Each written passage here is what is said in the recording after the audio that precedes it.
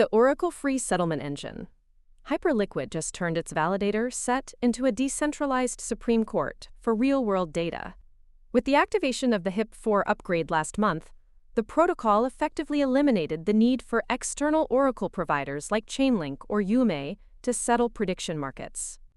Instead, the network uses its native proof-of-stake consensus to verify off-chain outcomes like CPI reports and corporate IPOs directly at the Layer 1 level. This architecture transforms the validator from a simple block producer into a subjective arbiter of truth. By embedding automated newsfeed software into the validator client, Hyperliquid is betting that its own stake-weighted consensus is more efficient than third-party data bridges. This structural change explains why the protocol is now processing significant volume in synthetic event contracts alongside its traditional perpetuals. The validator expansion and source code debate.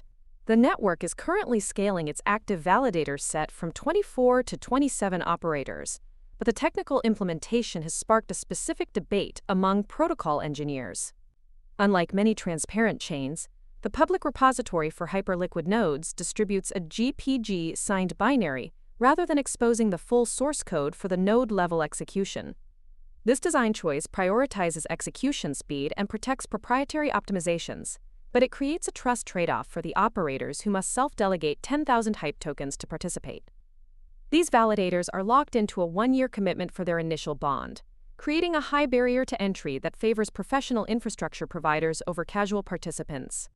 This concentrated set of operators is the backbone of the HyperBFT consensus mechanism, which is designed to handle over 200,000 orders per second while maintaining deterministic finality.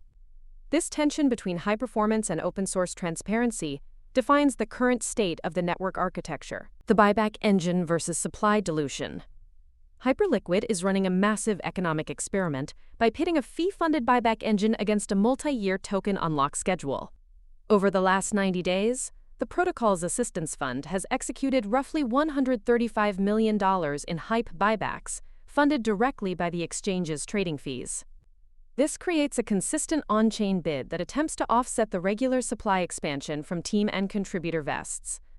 On June 6th, a significant unlock released over 9 million tokens into circulation, testing the protocol's ability to absorb sell-side pressure without breaking its liquidity depth. This isn't just about price support. It is a mechanical stress test of whether a high-volume DEX can generate enough organic revenue to sustain a decentralized validator set during its aggressive expansion phase. The data shows that as the platform expands into equity-linked and commodity derivatives, the fee revenue is becoming increasingly detached from standard crypto market cycles. The protocol as a meta-asset infrastructure.